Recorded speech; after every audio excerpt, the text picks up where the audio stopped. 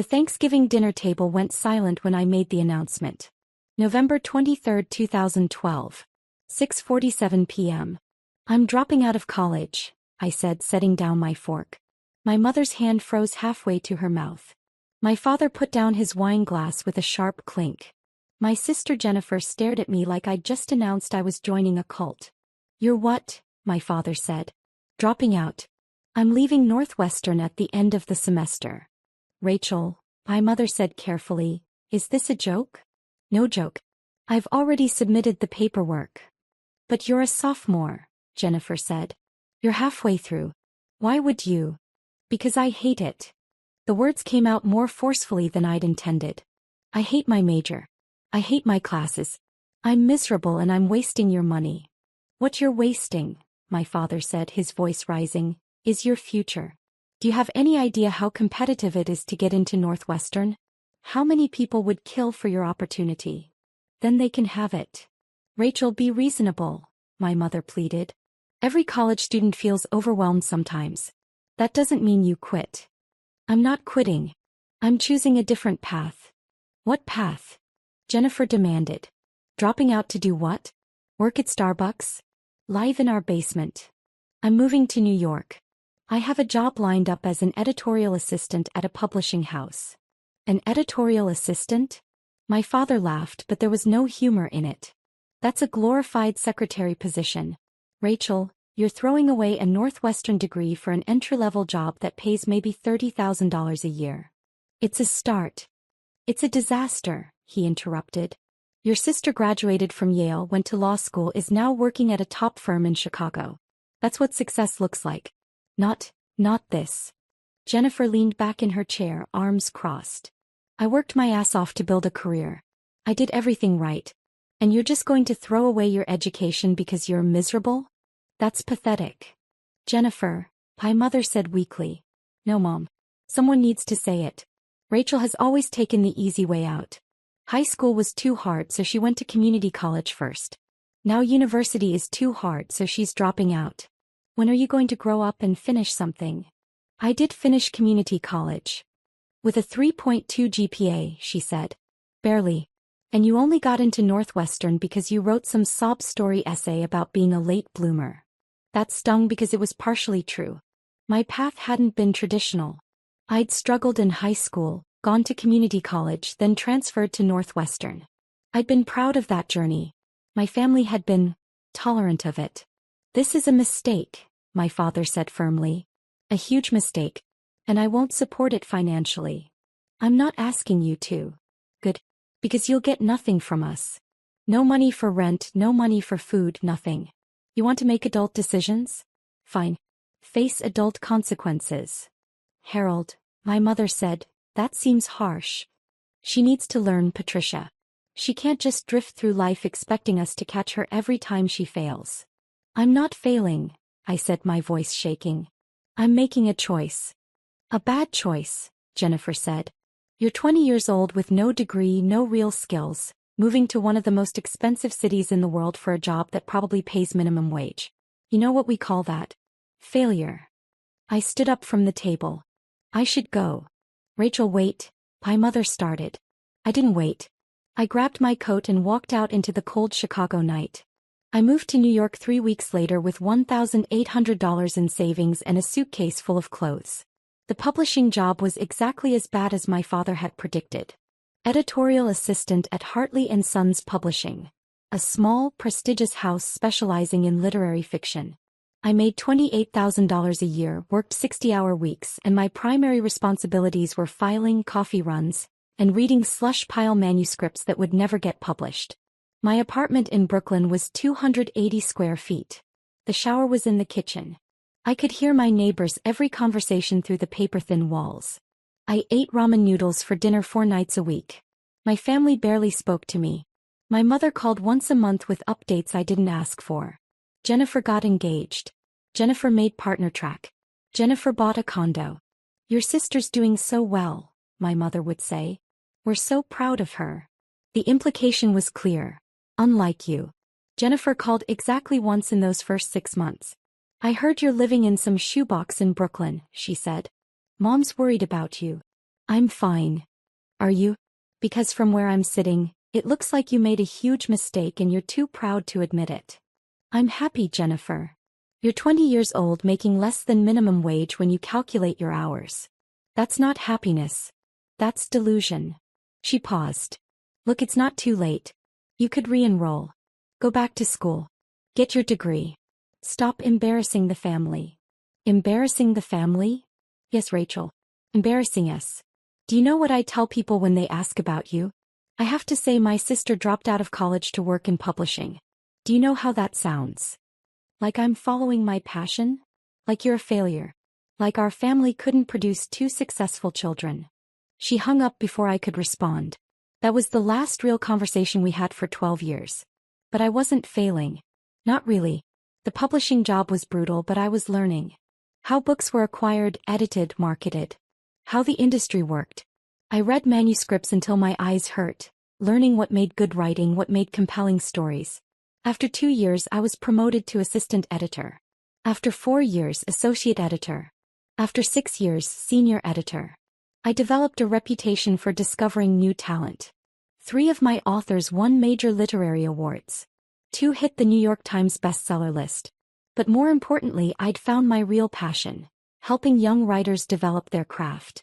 I started teaching a writing workshop at NYU. Just one class, adjunct for extra money. But I loved it. Loved working with students, helping them find their voices, watching them improve. One of my students, a professor in the English department, noticed. You're a natural teacher, she said. Have you ever thought about higher education as a career? I don't have a degree. You should get one. Not for the paper but for the opportunities. With your experience and your talent, you could do real things in academia. That conversation planted a seed. At 26, I enrolled in Columbia's MFA program in creative writing. I worked full-time, attended classes at night, wrote my thesis in stolen hours on the subway. It was the hardest 2 years of my life. I graduated at 28 with my MFA and a job offer from Columbia to teach undergraduate creative writing courses. At 30, I was promoted to assistant professor. At 31, I published my first book, a collection of essays about the publishing industry that became a surprise bestseller in academic circles. At 32, I became associate professor and was asked to join Columbia's undergraduate admissions committee. That's where everything changed. Reading college applications, I realized I had a gift for seeing potential. Not just in grades and test scores, but in the stories students told.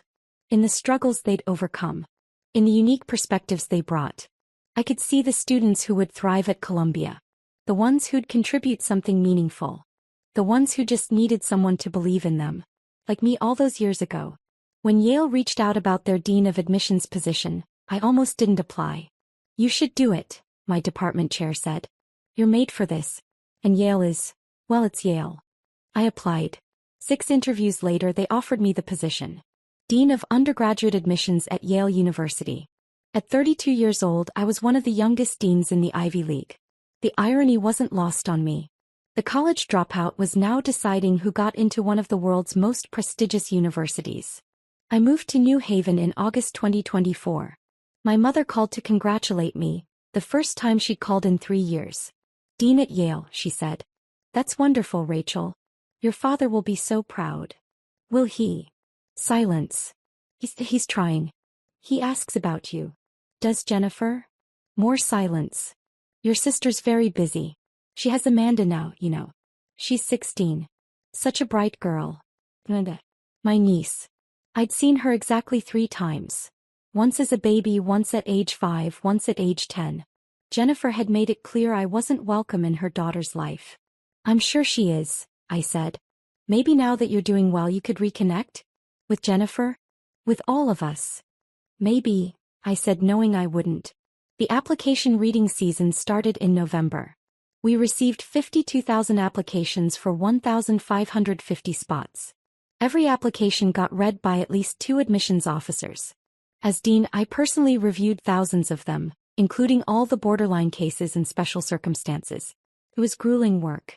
Reading applications from brilliant students who'd overcome incredible odds.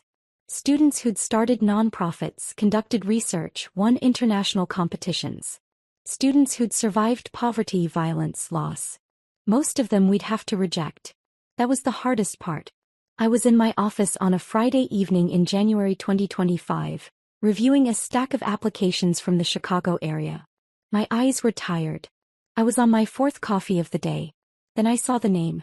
Amanda Chin. My sister's married name was Chin. Her husband David Chin, the corporate lawyer she'd married 11 years ago. My hands started shaking. I opened the application. Amanda Chin. Age 17. Northbrook High School, Northbrook, Illinois. GPA, 4.0 unweighted. SAT 1570. Valedictorian. National Merit Finalist. Captain of debate team. Volunteer at local literacy nonprofit. Impressive. Very impressive. She'd applied as a prospective English major. Wanted to be a writer. I scrolled to her personal essay. The prompt. Reflect on a time when you faced a challenge or obstacle. What did you learn from the experience? I started reading. My family doesn't talk about my Aunt Rachel. I grew up hearing whispers. How she dropped out of college, how she threw away her opportunities, how she became the family embarrassment. My mother would shake her head whenever someone asked about her sister. Rachel made her choices, she'd say. Bad choices. For years I thought my aunt was a cautionary tale. A warning about what happens when you quit, when you don't follow through, when you disappoint your family. My mother used her as an example whenever I complained about school. Do you want to end up like Rachel? She'd ask. Working some dead-end job because you couldn't finish what you started? The lesson was clear. Rachel was a failure. Our family's black sheep. The one we'd overcome. Then when I was 16 I Googled her. I stopped reading. Closed my eyes. This was my niece's college essay. About me. About how I was the family failure. I should recuse myself. Pass this application to another admissions officer. That would be the ethical thing to do. That I kept reading. I expected to find nothing, or worse, confirmation of the family narrative. Some sad Facebook profile, maybe a LinkedIn showing a series of unremarkable jobs. What I found instead shocked me. Dr. Rachel Chin. MFA from Columbia. Published author. Professor. And now, Dean of Undergraduate Admissions at Yale University. My failure, Aunt was the Dean of Admissions at Yale. I sat in my bedroom staring at her faculty photo, my entire worldview cracking. Everything my mother had told me was wrong. Rachel hadn't failed. She'd succeeded spectacularly. I started researching further. I found her book, Against the Grain. Alternative Paths in Publishing and Academia. I read every interview she'd given. I learned about her path: community college, Northwestern dropout, publishing industry, MFA professorship, Yale. It wasn't a traditional path, but it was a successful one. That discovery changed everything for me. I'd spent my whole life following the right path. Perfect grades, perfect test scores, perfect extracurriculars. I'd done everything exactly as expected because I was terrified of becoming like Rachel. But Rachel wasn't a failure. She was someone who'd had the courage to choose her own path despite everyone telling her she was wrong. Someone who'd built success on her own terms. I was crying now. Tears running down my face, dripping onto the application pages. This essay isn't about overcoming an obstacle. It's about discovering that what I thought was an obstacle, my family's shame, our black sheep, was actually an inspiration. My Aunt Rachel taught me that success isn't about following someone else's blueprint. It's about having the courage to write your own story, even when the people who are supposed to support you tell you you're making a mistake. I want to study creative writing at Yale. I want to learn from professors who think differently, who value unconventional paths, who understand that sometimes the most important thing you can do is refuse to quit being yourself. My family overcame nothing. They simply failed to see that Rachel was succeeding in ways they couldn't understand. I don't want to make that same mistake. I want to have the courage to pursue my passions, even if they don't fit someone else's definition of success. I want to be like my Aunt Rachel, the failure who became a dean. I set down the application and put my head in my hands. For 12 years I'd built a life without my family. I'd convinced myself I didn't need their approval, their recognition, their love. And here was my niece who I barely knew writing about me like I was her hero, calling me an inspiration, defending me to an admissions committee that I was on. The irony was almost too much. I picked up my red pen, the one I used for notes and comments on applications. Then I set it back down. I couldn't be objective about this. Not even close. I called my assistant dean Marcus Washington. I need you to read an application. Family conflict of interest. He came to my office. I handed him Amanda's file. Don't look at my notes, I said. Give me your honest assessment. He read through everything. The transcripts, the test scores, the recommendations, the essay. Strong applicant, he said. Really strong. The essay is exceptional. Personal, insightful, shows real growth and self-awareness. He paused. The family conflict. Is this about you? Yes. The aunt who's now the dean? That's me. He whistled low. That's heavy. What would you decide? If this was your call? I'd admit her, he said without hesitation. She's qualified on paper. But more than that, this essay shows exactly the kind of student we want. Someone who questions assumptions, who values different paths to success, who can articulate complex family dynamics with empathy. He handed the file back to me. But you can't be the one to decide. You know that. I know. Do you want me to take it to committee? I thought about that. Thought about Amanda sitting in a classroom waiting to hear from Yale. Thought about Jennifer, probably bragging to everyone that her daughter applied to Yale, never mentioning that the dean of admissions was her estranged sister. Thought about my father who told me I was throwing my life away. Thought about myself at 20, crying in that tiny Brooklyn apartment, wondering if I'd made a terrible mistake. Yes, I said. Take it to committee. But Marcus.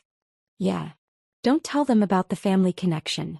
Let them evaluate her on merit. Then we'll deal with the conflict afterward. 2 weeks later, the admissions committee met to discuss borderline cases. Amanda's application was flagged for discussion. Strong candidate, but we had limited spots. I recused myself from the room when they discussed her. Marcus found me in my office an hour later. She's in, he said. Unanimous vote. Everyone loved the essay. I let out a breath I didn't know I'd been holding. Good. What do you want to do about the family situation? That was the question. Yale sent acceptance letters on March 28th. Amanda would get hers with 1,549 other students. I could stay silent. Let her find out like everyone else. Never acknowledge the connection. Or I could reach out. I sat in my office that night, staring at Amanda's application. At her essay. At the words she'd written about me. I want to be like my Aunt Rachel. At 9:47 p.m. I did something I hadn't done in 12 years. Called my sister. She answered on the fourth ring. Hello. Jennifer. It's Rachel. Silence. Then, Rachel? Is something wrong? No. Nothing's wrong. I need to talk to you about Amanda. Amanda? What about her? Her voice went sharp with protective worry. Did something happen? She applied to Yale. She did. She applied to 9 schools actually. We're very proud. She stopped. Wait. You're at Yale now. I'd forgotten. I'm the dean of admissions. More silence. Oh my God, she breathed. Amanda's application, you saw it? I saw it. Rachel, I swear I didn't know. We didn't apply to Yale because of you. Amanda wanted to go there because of the English program. She didn't even know you worked there until after she'd applied. I never thought.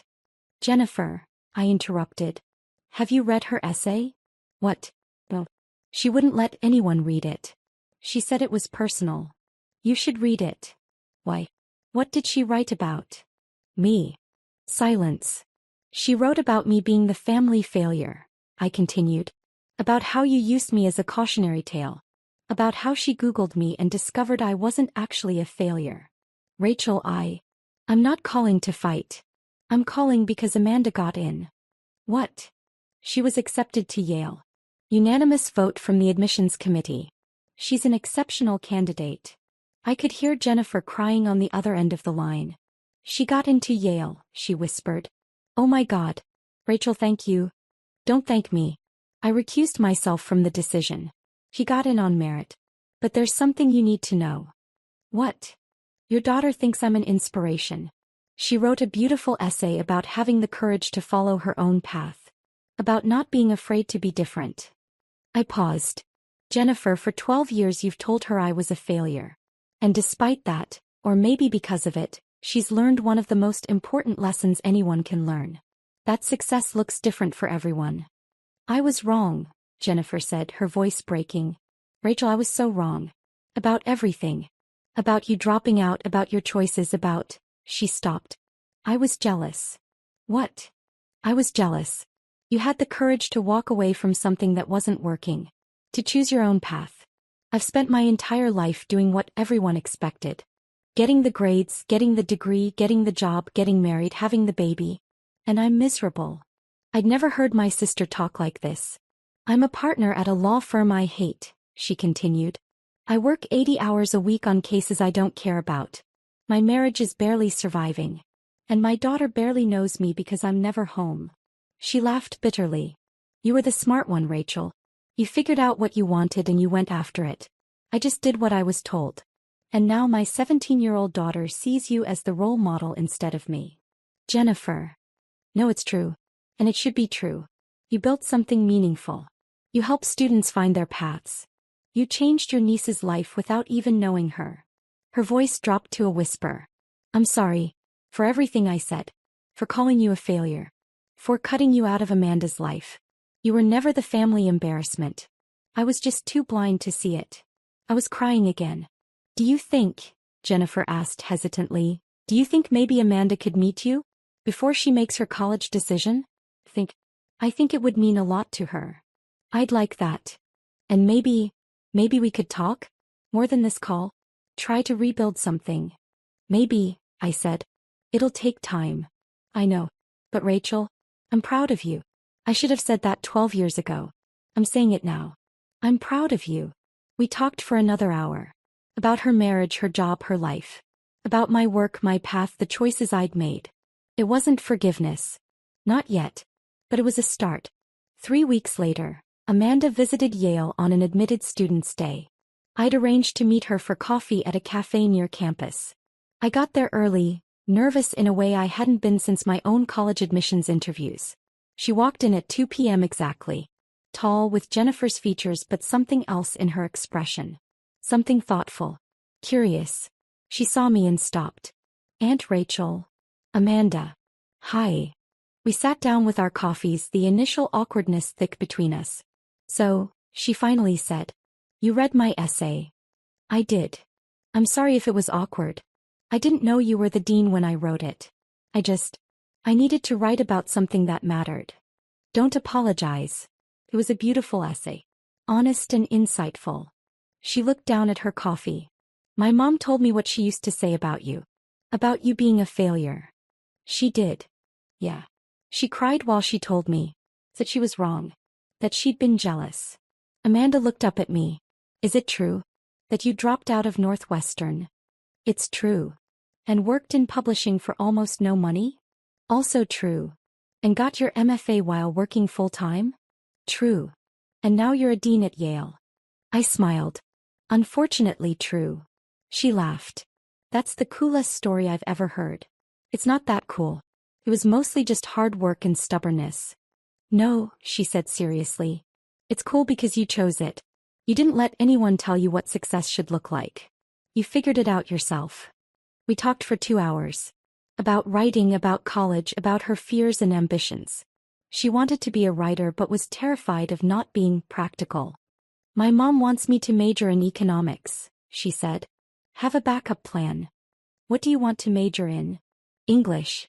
Creative writing. But everyone says that's impractical. I leaned forward. Amanda, do you know why I became dean of admissions? Why? Because I spent my whole life being told I was doing things the wrong way. Dropping out was wrong. Publishing was wrong. Getting my MFA was wrong. And every time someone told me I was wrong, I proved them wrong. I paused. Now I get to help students who might not fit the traditional mold. Students who need someone to see their potential, not just their credentials. Students like you. Students like you, she corrected softly. I smiled. Yeah. Students like me. She chose Yale. Enrolled as an English major with a concentration in creative writing. I didn't teach undergraduates anymore, but I made arrangements to meet with her once a month. Mentorship sessions officially. But really we were getting to know each other. My relationship with Jennifer improved slowly. Phone calls every few weeks.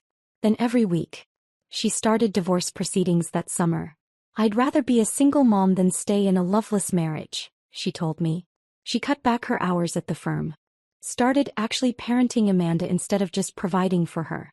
I'm trying to be better, she said during one call. For Amanda. For me. My parents reached out too. Awkward emails at first, then phone calls. We were wrong, my father said stiffly during our first real conversation in 12 years. About dropping out. About your choices. We should have supported you. Thank you, I said, because what else could I say? Your mother and I would like to visit. See Yale. See what you've built. They came in October. I gave them a tour of campus, showed them my office, introduced them to my colleagues. My father stood in my office looking at my diplomas on the wall. Columbia and my published book on the shelf. Photos from conferences, from speaking engagements. I'm sorry, he said quietly. I called you a failure. I said you'd amount to nothing. I was wrong. You were scared, I said. You wanted me to have security. I understand that now. But you found security anyway. Just differently than we expected. That night we had dinner. Me, my parents, Jennifer, Amanda. The first time we'd all been together in 12 years. It was awkward.